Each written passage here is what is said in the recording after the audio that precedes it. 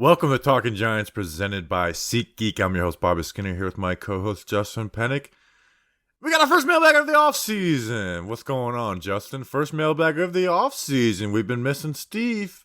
I know people miss Steve. They love Steve. They missed him.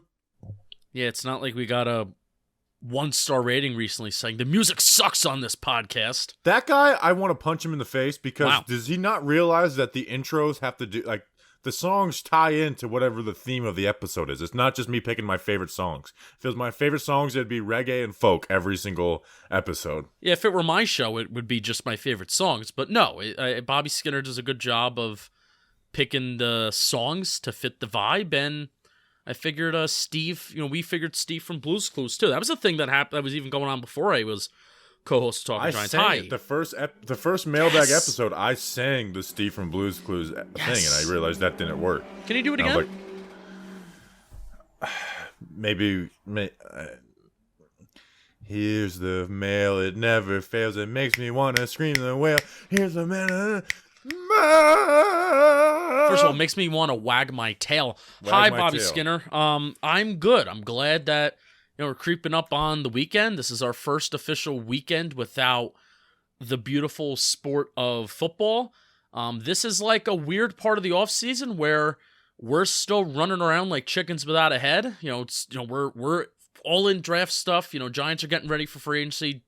Trying to get ready to cut some people and shape up this roster. Weird part of the offseason. Low point, but we're attacking draft stuff. How are you? Yeah, I'm just going all in on draft stuff right now, getting draft stuff done, trying to get breakdowns done. But I am getting ready for my annual Daytona trip, so I'm excited about that. Oh, yeah, I'm excited for you. Before we get into the mailbag, this episode was brought to you by one special patron, Jonathan Osborne, who is the son of Ozzy Osbourne. Actually, no, the grandson of Ozzy Osbourne. Justin, who is Ozzy Osbourne's grandson? Harry Osborne, Norman Osborne, a lot of good Osbornes in the world. world. Osborne was the number one three-point shooter in the state for my high school, and he had the least success in college basketball at the starting lineup. That's how good my high school basketball team was. Mr. Osborne, the Green Goblin, went to patreon.com/TalkingGiants, $2 a month plus some other tiers. Hate to hang out with us live while we record the shows. You get access to monthly shirt raffles, except it's 2 times a month. And Bobby Skinner will send you some stickers, magnets in the mail. Patreon.com/TalkingGiants. Thanks to our patrons. All right, Justin, any news we need to catch up on before? Andrew Thomas has had ankle surgery. Yes, which shout out to Anthony Bordenaro, our resident weatherman in Georgia. I always think he's in Florida, but he's in Georgia. He DM'd me a picture of Andrew Thomas on Instagram. I think it was somebody's Instagram story. It was Thomas's Instagram story. Might have been his, and he bought a house, and he had a boot on his foot, and that explains that. All right, take it away, Steve. Mail time. Mail time. The mail's here. Come on. Bye, guys. Here's the mail. It never fails. It makes me want to wag my tail. When it comes, I want to wail.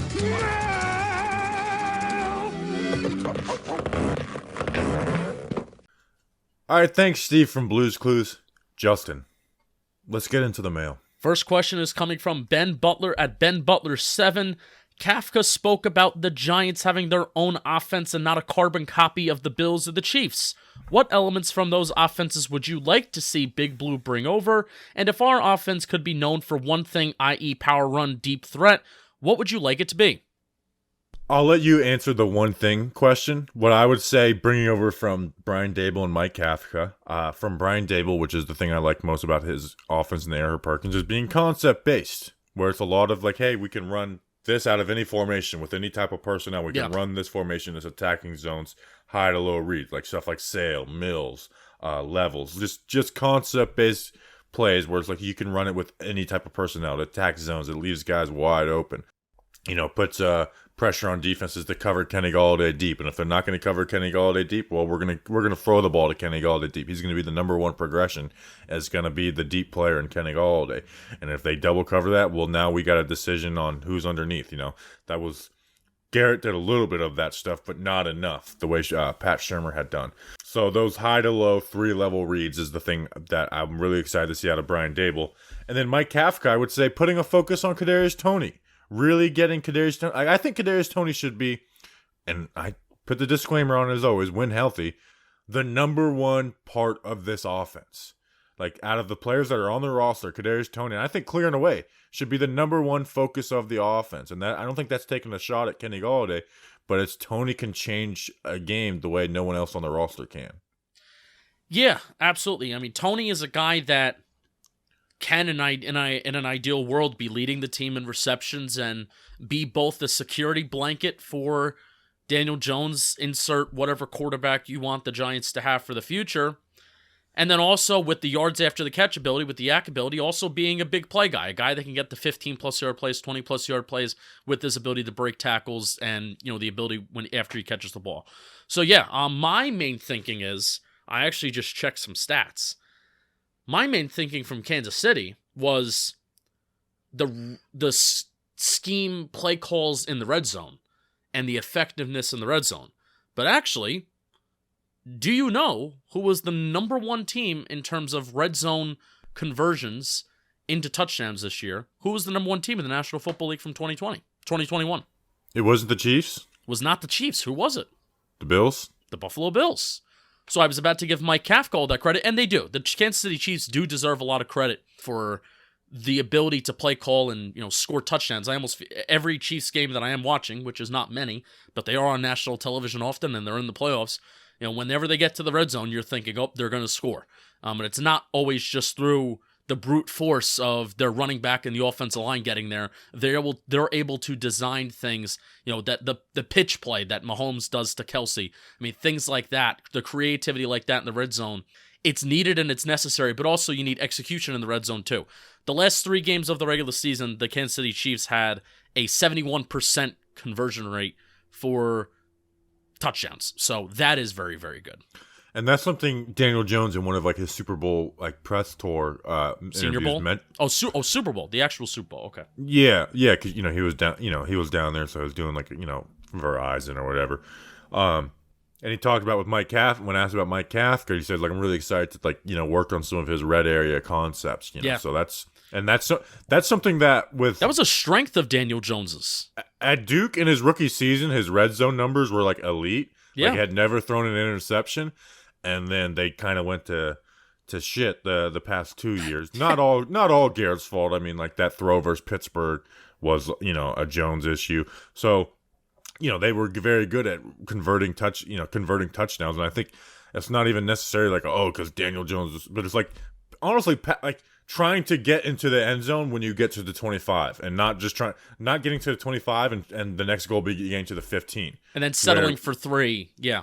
Yeah, there was a more of an emphasis, okay, we're down here. Let's get into. I mean, how many times did we give Darius Slayton a contested catch opportunity from the 25? That stuff they did with Sherman. We had Galladay, and we didn't do that. It was huge. We didn't do that at all until the Philly game. That with Freddie Kitchens. That was the only game where it's okay, and then Jones had bad ball placement on those. This throws. is something that's crazy. When did we ever throw the ball into the end zone from forget the 5-yard line. When did we ever throw the ball into the end zone from the 10, 15, 20-yard line? It never happened.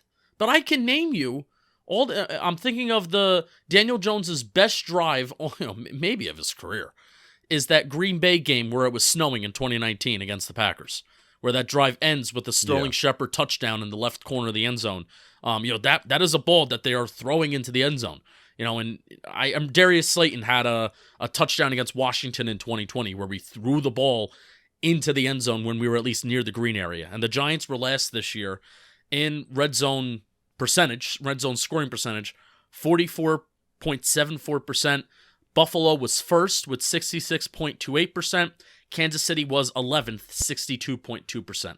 So I am excited for what these two brains and what these two guys can do, that being Dable and Kafka. I'm excited to see what they can do in the red area. And Tom Coughlin called it the green area because that's where we got to make our money. How about that, Tom Coughlin? We love you. Yeah. All right. Next question. Zach Morris. I forget the mailbag questions in the offseason. We run through a little quicker, where in the end season we spend 15 minutes on one question. Yeah, well, it's all right. I felt like that was good, though. Touched on but I only put 9 questions in here, and I'm oh my gosh, we're going to run through these pretty quickly. Zach Morris. You like the Facebook page Zach Morris is trash? Yeah, those videos are actually pretty like some of those like old school, like I think it's from Funny or Die. Like I kind of hate some of those videos, but the Zach Morris are trash. Those are pretty hilarious how they just tie into Zach Morris being a scumbag. Which, by the way, that was our first Zach Rosenblatt interview. That was the intro for it. Was Zach Morris is trash. What, and then the bell? Yeah. People are like, I hate this song. That one guy who left the review. I'm going to punch you in the face. I have to do it now because you interrupted me. Zach Morris is trash. At Zach Morris 21. If Shane manages to free up as much cap as he's wanting, who would you guys want the team's biggest free agent target to be? For the question, we'll assume the expected big names like Armstead are available. So Armstead would be available, but the Giants aren't going to go and make Armstead the highest paid left tackle in football. So that's not going to happen, which Armstead probably will get and deserves. I mean, Armstead's coming into this year, I saw people saying Armstead's the best left tackle in football. So it's not just him getting paid that way. Which, by the way, Nate Solder's gone.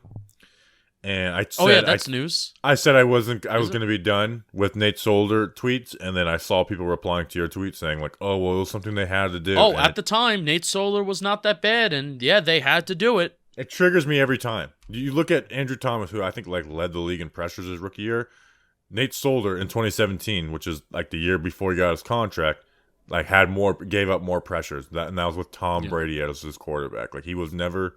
It was always a bad signing, and it's not looking back at it with hindsight. Yeah, a rebuilding team doesn't need to go out and shell out the largest contract to an NFL offensive lineman in history. And people saying, what was the other options? Like, how about taking offensive line more serious in the draft than Dave Gettleman did, instead of drafting Will Hernandez and calling it a day? Wow. Or taking the Colts trade. Anyways. Giants learned. So or the Jets trade. I'm going to give you a name. I want Calais Campbell to come to the Giants for a 1-year deal.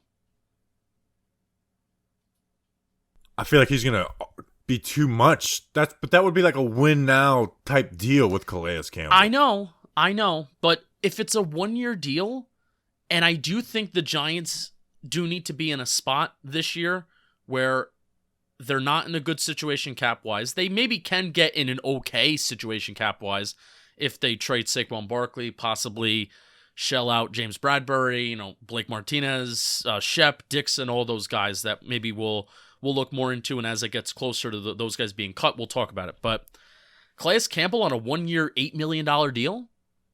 I know it's a win now type of deal, but if it's not multiple years and if you're not guaranteeing a guy money long term, and this is a guy that's already familiar with Wink Martindale, and if he likes playing in his kind of defense, and also he won't be asked to play 80% of the snaps with the Giants because you have Dexter Lawrence and Leonard Williams, that would entice me. But I think he's going to have garner more than that. And I do think Calais Campbell just wants to win.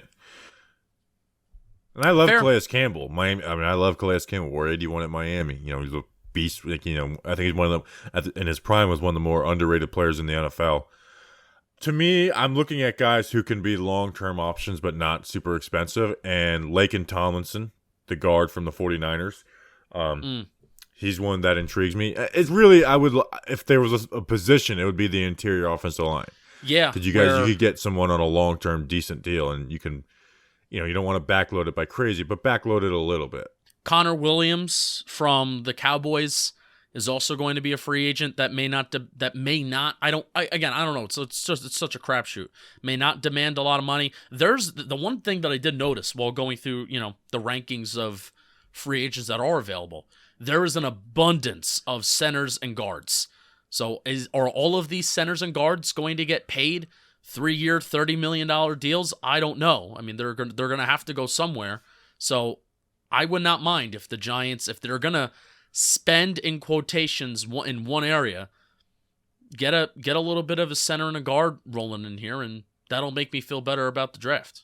Here's a position that really isn't on people's radar, but look at the free agent class for the tight ends. And a tight end could be valuable for what they want to do offensively.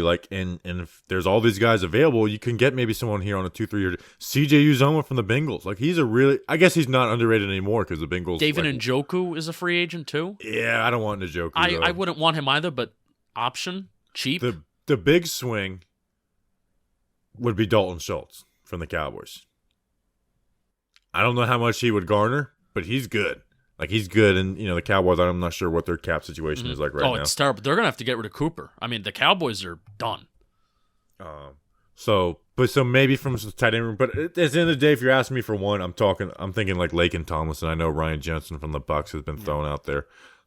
Again, I haven't, done like film on all these free agent guys, so I always feel uncomfortable talking about them without watching them, because that's how you end up with a Nate Solder. Because to the casual fan, Nate Solder seemed like a good signing, but if you went and dived deeper, it's like, oh no, this is actually a horrible signing. Yeah.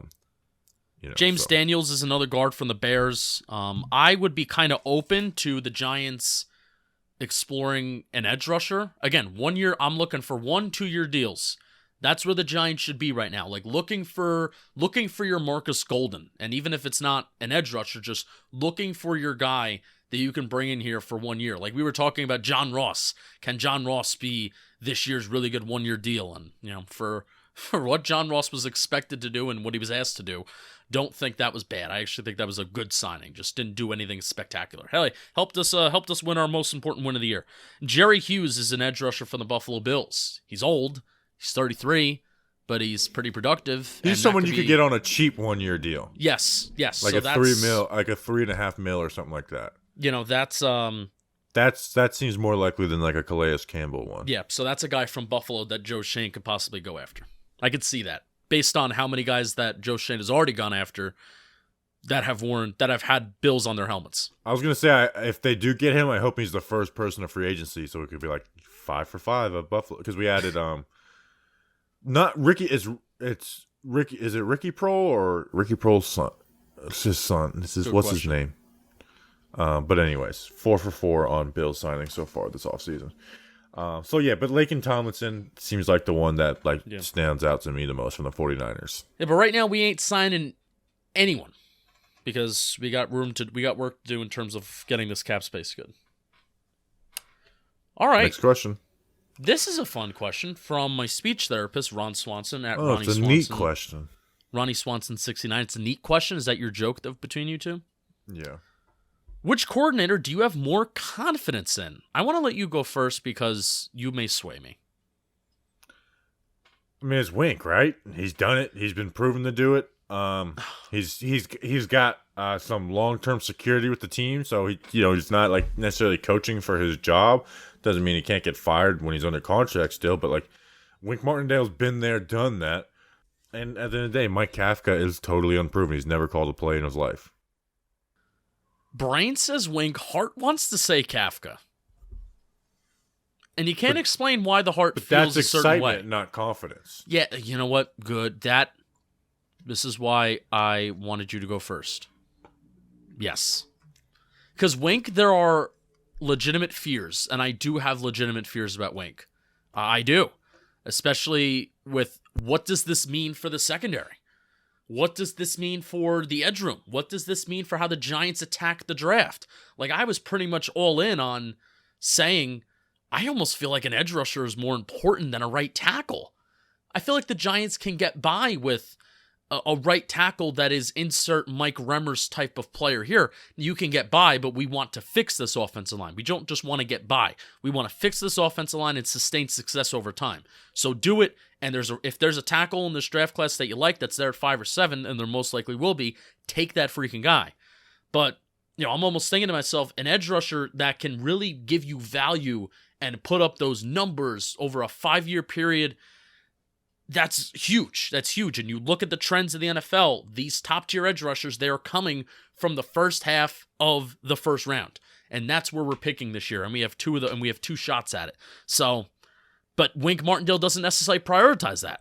Where I don't even know if drafting an edge rusher with 5 or 7, would that guy be worth the pick? Because is he going to put up that value that Wink Martindale asked him to do? I don't know. Because these are like system guys that he asked for. So my brain is in a million different spots. A guy who can win one-on-ones consistently does a whole lot for Wink's defense, and it allows guys to, like, as much as he's scheming pressure, like, you need guys to win one-on-one too, which the Giants haven't been able to do. Like, they couldn't trust any pass rusher to win one-on-one. The only one was really Leonard Williams, and he's coming from the interior. Like, being able to win one-on-one on the edge is extremely valuable. So, we're just starting our draft stuff, and that's why I said don't ask us about 5 and 7, because it's like, one, we're going to spend a whole month talking about that in April. So it's like, we're pretty big on not just repeating the same things over and over in the off season. But I can definitely see myself, like, even Carl Office. Like, I need to watch him more. But when I watched him for the midseason mock, I put him in there. Yeah, at you 7. took him. Yeah, you took him at 7. So, I mean, here were Matt Judon's years after his rookie year. 8 sacks, 19 QB hits. Meh. I want to see north of 20 QB hits. 2018, 7 sacks, 20 QB hits. 2019 was big. 9.5 sacks, 33 QB hits. Awesome.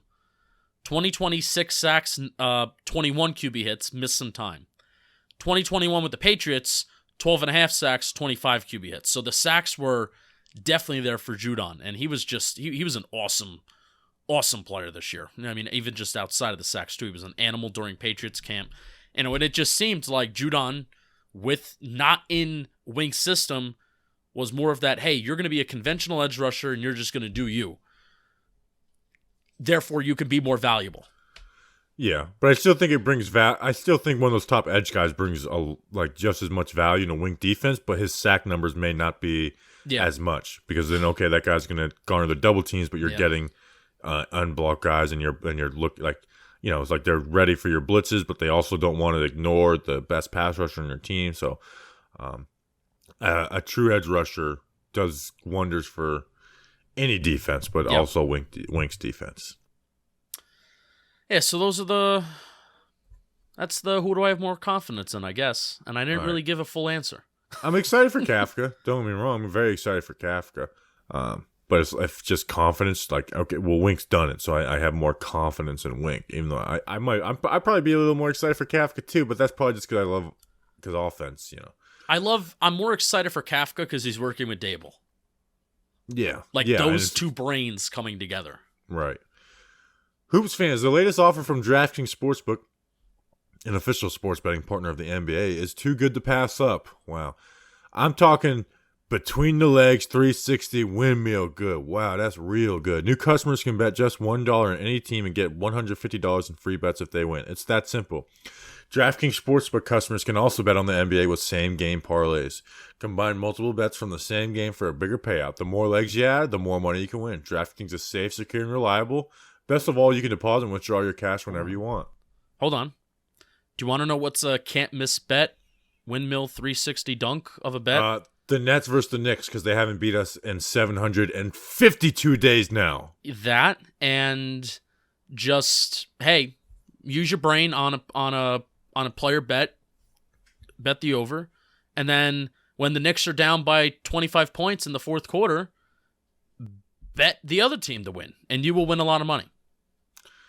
What a game. I mean, Cam Thomas is that dude. I mean, it's they were blowing us out, and I got out in front of the tweet, out in front of it. I was like, wow, it's been 751 days since the Knicks will beat the Nets, but I think it's going to happen tonight. And that was a genuine tweet. You weren't being a jerk, right? No, I was definitely trolling a little bit, like throwing in the 750 days, but I was you were accepting defeat. Yeah. We're missing our 3 best players, and our better players are new to the team, so. But the Nets won. Download the DraftKings Sportsbook app now. Use promo code JOHNBOY. Bet just $1 on any NBA team and get $150 in free bets if they win. That's promo code JOHNBOY at DraftKings Sportsbook, an official sports betting partner of the NBA. Must be 21 plus and physically present in New York. Eligibility restrictions apply. Minimum $5 deposit. See DraftKings.com/sportsbook for full details. Gambling problem? Call 877-8-HOPE-NY or text HOPE-NY 467-369. So we do in the draft, the off-season DraftKings ads, we get a little basketball takes in there, which means we have a lot more new people than we did last year, and I can't wait for the comments being more. By the way, why were all the Knicks fans cheering when the Nets scored? That didn't make any sense in Madison Square Garden. Anyways, next question. Next question from Chris at Chris Kennedy _25. What position coach was your favorite hire, and which one was your least favorite hire? So I'm not doing about the value of that position coach, Yep. where it's like, like O-line coach is much more valuable. But it's just like, I think this guy is the most qualified, best at his job, at his position. So I'm not giving bias to like, QB coach or DB coach over, inside linebacker coach.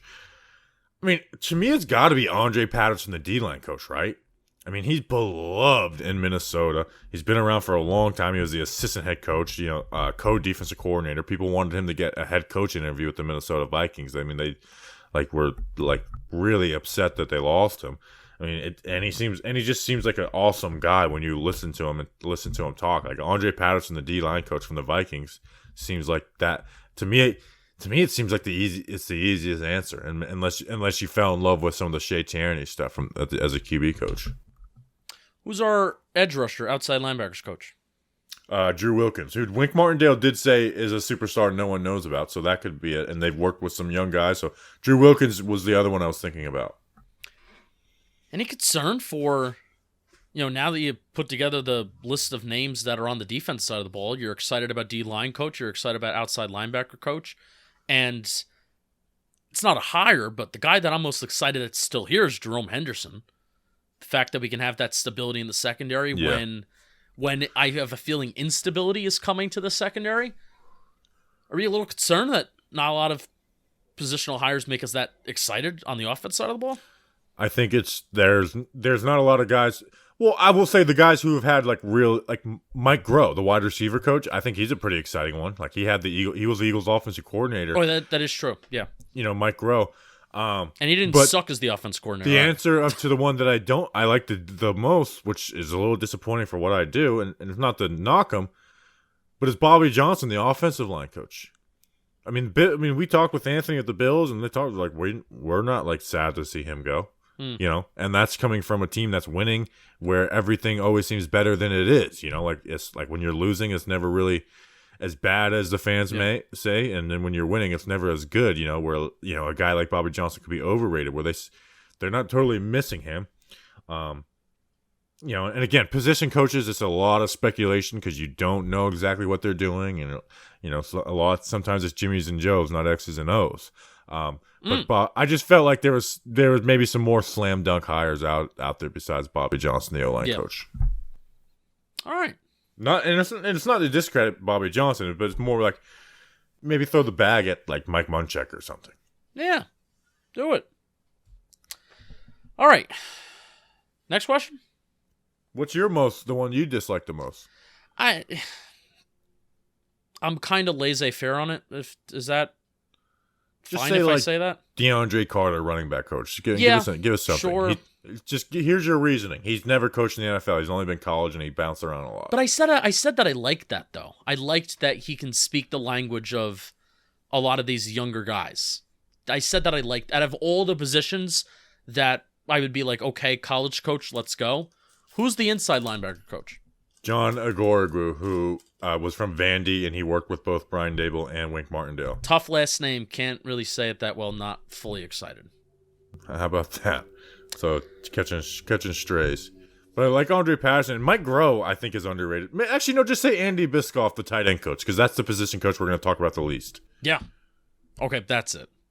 How often we never talked about the tight end coach. Even when Freddie Kitchens was the tight end coach, we didn't talk about that tight ends even existed first. Like Evan Ingram was dropping every pass, and we never put any blame on Freddie Kitchens. Tough.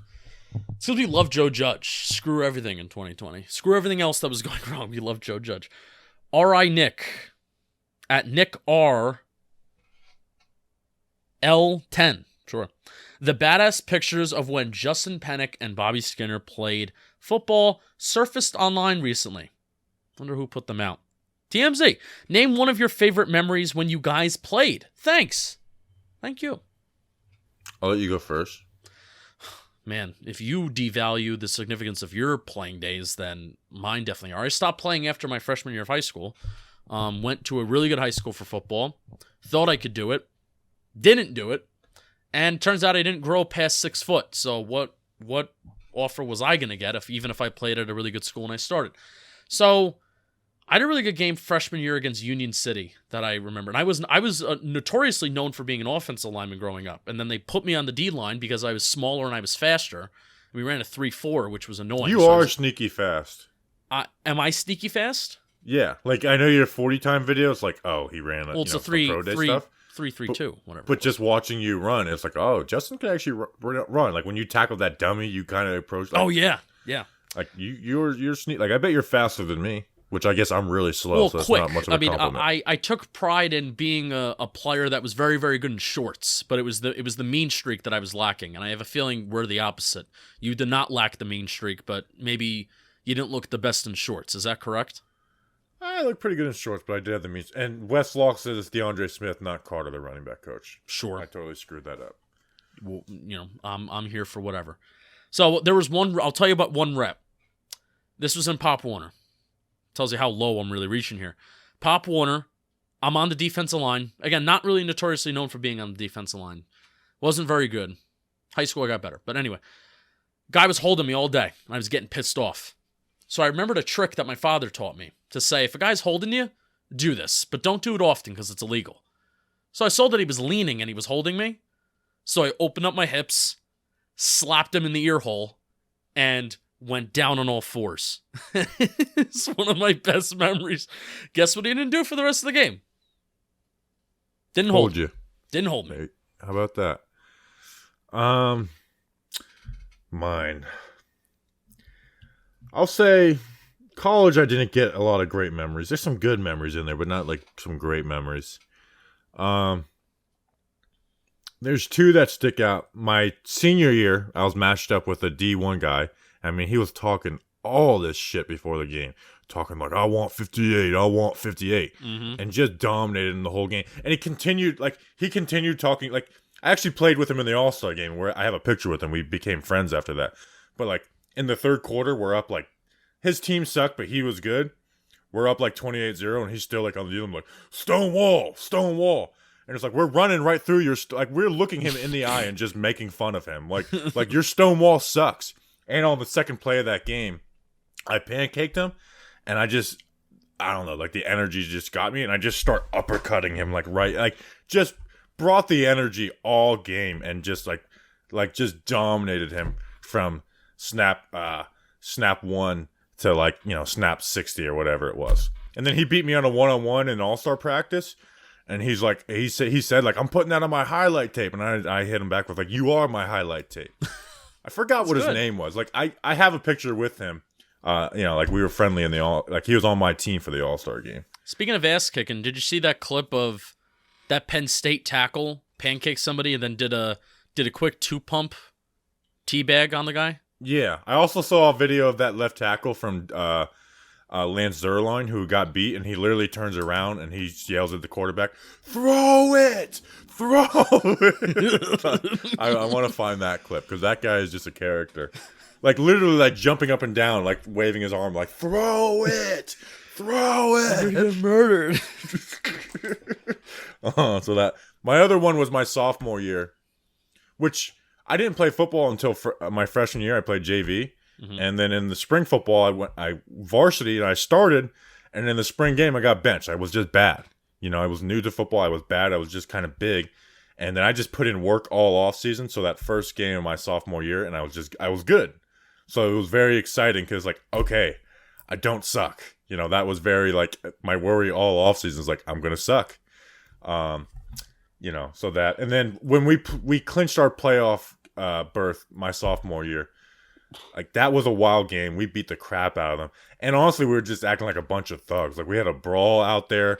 Sure. I punched a dude. It was their homecoming at halftime, and we're literally hooting and hollering at the girls going. I mean, we brought the heat that day. You were a rambunctious bunch. We sure were. I don't know who would fight you. It's football, man. It's not a smart decision. I've lost some fights. Really? Yes, not really. I could see somebody much shorter than you having an advantage over you. Much shorter than you. In a fight, or yeah. MMA just. I mean, I'm not kick your I'm legs. Not I'm saying if there's some great short fighter, yeah, but it's not going to be an advantage. It'd just be they'd be a way better fighter. Which I haven't been in a fight in 8-9 years. I probably lost it. I probably lose every fight I have right now. Lost your luster. Yeah. Tough. Probably be tired after 20 seconds. It's been a minute since I've been in a fight too. Fadi.H.Jr. at Junior_Giants. Where would you rank Evan Neal among the 2020 tackles drafted? Thomas, Wills, Wirfs, Becton. This is so tough. And what part of it is like I've kind of grown as getting better at evaluating these guys, and look for different things now. So if we're like getting rid of injuries, so get rid of Mekhi Becton's injuries, I think I'd say Becton 1. Like talking about just draft prospects, I would say Thomas 2, Neal 3, Wirfs 4, and Wills 5. And people are like Wirfs 4, but it's like that's how good all these guys were as prospects. Like Wirfs had never vertical set it. Wirfs was going to be a guard. Yeah, and Becton is nuts, and then now looking at it with hindsight, like, oh, he can do this at the NFL level. He still has some stuff to clean up in his pass protection, but it's like, but you can see he has the ability to be really good at it. Maybe he's not the hardest worker in the world, which seems to be coming out of Jets. Yeah, camp. It's tough. Yeah, he may not be on the team next year. Yeah, it's kind of been wild, but just as like prospect, Becton would be 1, so Neal would be 3rd. Neal just leaves so much to be desired in the run game at times. And I don't think he's overly athletic, where those other 3 guys are overly athletic. Run the ball. The NFL, you run the ball to the right side more than left. So I would almost say you can get help in pass blocking as a right tackle, and if your quarterback's a righty, then he can sense the pressure. So I almost feel like you have to be just as good, if not a little bit better of a run blocker than you are a pass blocker as a right tackle. Right? Maybe? Pass blocking is king, but probably more important on the right side. Left All right, Justin, before we hit the next question, it's a segment that we forgot that we've only done once this offseason. Whoa! Cue the music. It's time for Giant Stories, this segment where we look at Giants players' Instagram stories and we spend about 5 minutes. It's our wacky segment that's really not that wacky. This is 2 weeks backloaded because we missed it last week. All right.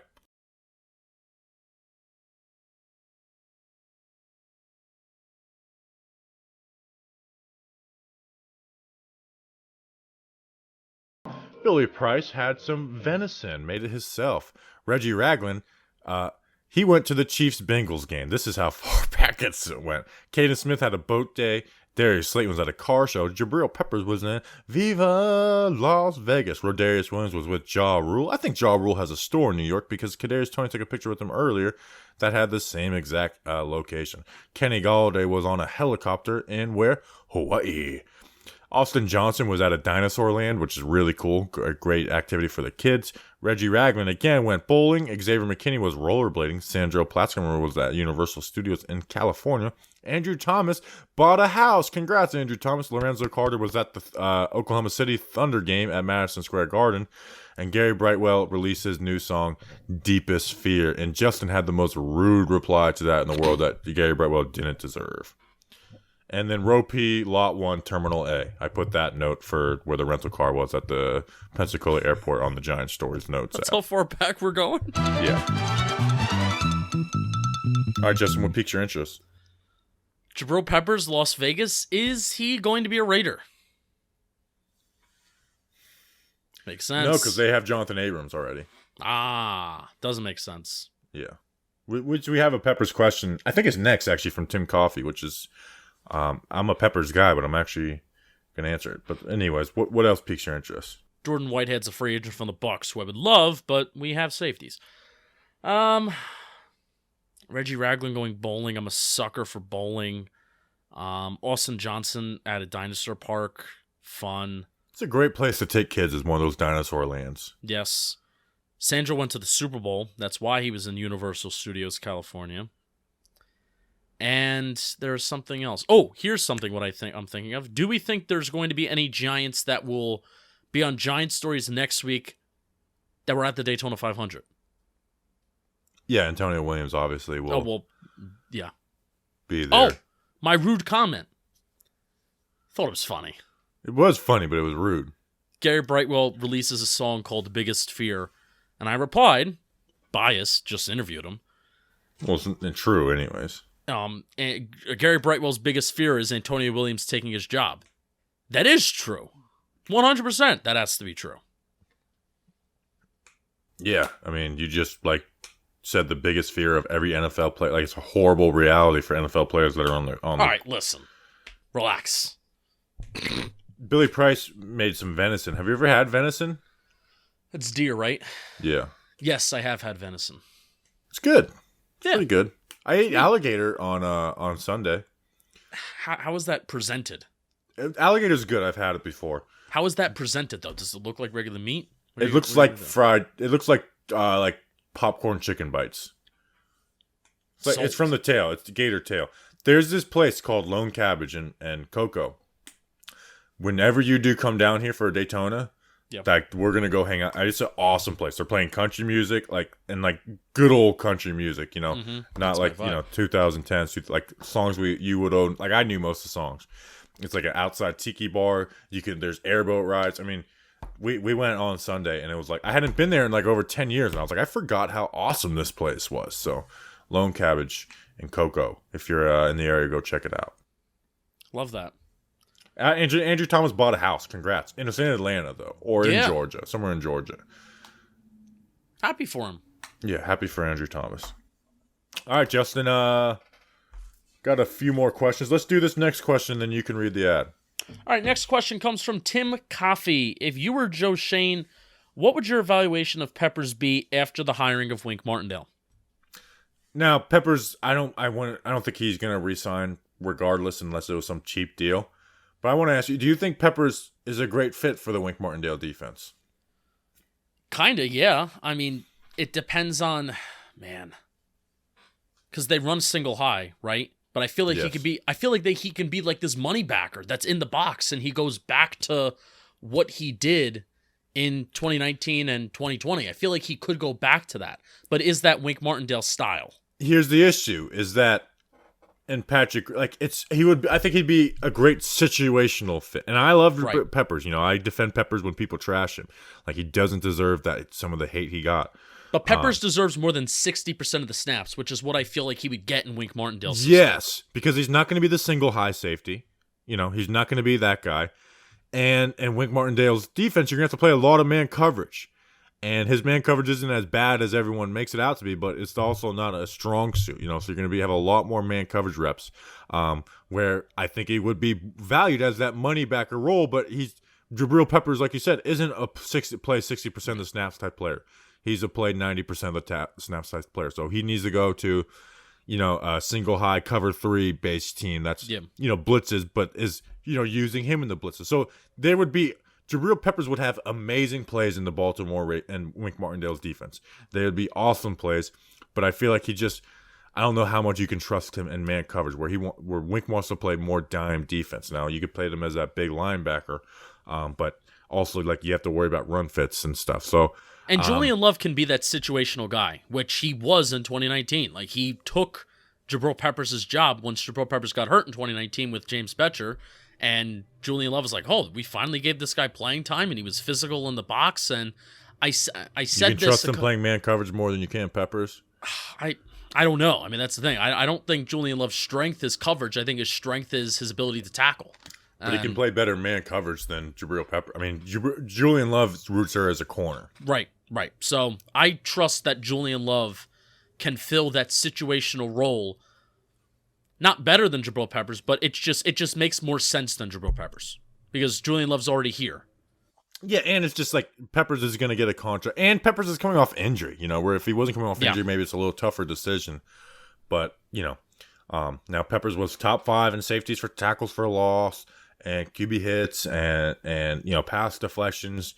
So people acting like, oh, he's not horrible in coverage. He's not great in coverage, but he's not horrible in coverage. People. Like the Falcons game, he gave up that long pass to Kyle Pitts at the end of the game. Jabril Peppers sucks in coverage. It's like, well, let's look at all the other reps where Kyle Pitts had one catch for 4 yards. How about that? A guy who set the tight end receiving record. How about Jabril Peppers holding that guy to 2 catches? And being put in a decent amount of man coverage situations. How about that? But it's. And we used to get killed by tight ends before. Shout out Landon Collins.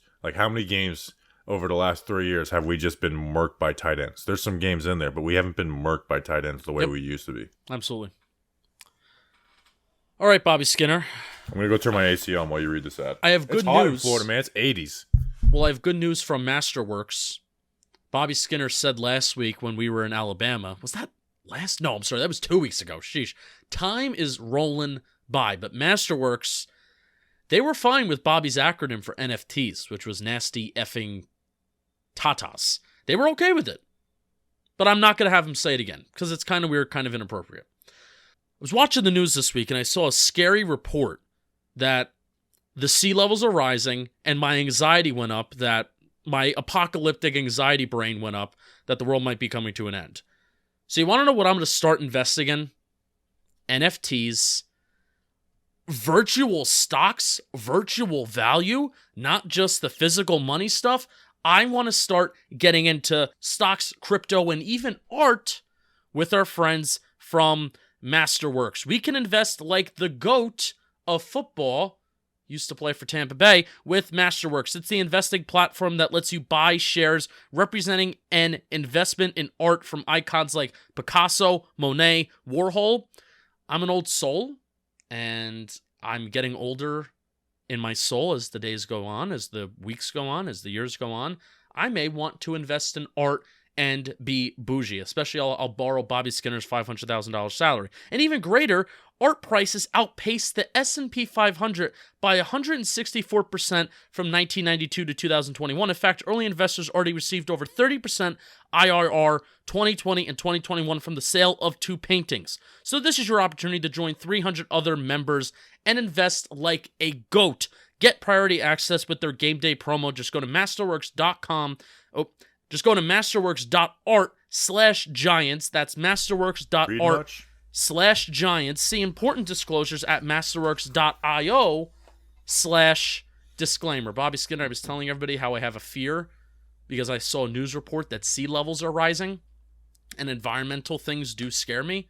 So we may get to a point one day in our world where we're just stuck inside and we're hermits and the environment may kill us. And it would be great to have NFTs and to own virtual art. I'm kind of for that now. Do you need some help reading? I heard you're struggling. Maybe I should handle that going forward. You know what? I know you're probably a little sensitive that I sometimes poke fun at you, but you really struggled with DraftKings. I struggled with one part. Today? And it was, no, not today, in general. No, bullcrap. That's a damn ass lie. It's a damn ass lie. All right. We have 2 questions left. Next one. Why don't you ask him, Mr. Reed Boy? John G. Who, John? Giants fan of the year. Fan of the year, yeah. What's his user? Padrino Tortuga. There you go. I didn't even have to look at it. You can't read it when you're looking at it. I can read it when I'm not looking at it. I don't have my glasses on. Who will it hurt the most to unfollow after they're cut this offseason? So, if what Superfan John is referring to is that our Instagram, the Talking Giants Instagram, there's a couple of stragglers of people we follow, friends of the show, but we really keep it strict to only players on the Giants roster. You know, like it hurt to hit unfollow on BJ Hill when we traded him. So there's not really any unfollows where it's like I'm really gonna miss like their Instagram stories, maybe Jabril. But you know which one's gonna hurt the most, Justin? And this, we were talking about this post show the other day about how we're gonna do our PPP schedules because this player has led off our PPPs every year for training camp. Hitting unfollow on Sterling Shepard is gonna hurt. Yep. And I'll probably go follow him from my personal, just so like my personal account where I'm not worried about only be following a certain amount of people. Only following certain people. So I'll probably have to Sterling. I mean, it's got to be Sterling Shepard, right? If they cut Nick Gates, which I know people have thrown out there, but they shouldn't do, I wouldn't unfollow him because he's a friend of the show. No, you can't. Any player who follows us, we're not going to unfollow. Like I think we're still following Chad Slade. Yeah, absolutely. Yeah, Shep will hurt. Longest tenured Giant. A guy that's always just done things the right way, worked hard, easy guy to root for. Even despite all the injuries and stuff like that. I mean, he's good too. He's not a bad player. He's good. He's good. I mean, he caught 80% of his catches for. Yeah, and he changed. He kind of changed the way that he played. I feel like post Odell and post Eli, kind of changed the way that he played the game to really become like this possession receiver, and it's worked when he's on the field. So Yeah, Shep is going to hurt. For me, it'll hurt. Bradbury's going to hurt. Bradbury's really going to hurt because I love stopping explosive plays on the defense side of the ball. It sounds so weird and corny and nerdy, but I do. And 2020 was really, really fun. And having a top-tier corner, watching him have that all-pro year was really, really fun. Or, near all-pro year was really, really fun. And the fact that we're probably going to move on from him in some way, shape, or form hurts. Hope they can make it work, but don't think they will. I don't know why it's being as a foregone conclusion that Bradbury's gone. Maybe I'm wrong and I'm being ignorant. But why is it a foregone conclusion that we're getting rid of one of our best players? Who's young? It wasn't until I talked to Patricia Trania where she kind of sold me a little bit more on it. Almost made it sound like he's more likely than Blake, which I don't agree with. But no, I don't think anyone. I think if you're going to do one, you kind of have to do both. I'm pretty frustrated that Logan Ryan is basically stuck here because of his cap hit. And, it wouldn't make sense to move on from him where, he came in at the same time, but he obviously got the extension after year one because he only signed a 1-year contract. I'm frustrated because he would be the easiest one for me out of, after Saquon. He'd be the easiest guy to move on from, and we can't. And he's... you think we move him back to corner? No, but we talked about Jabril Peppers in the Wink Martindale defense. I think he's going to be playing in the box, and he's going to be playing man coverage, where I actually think...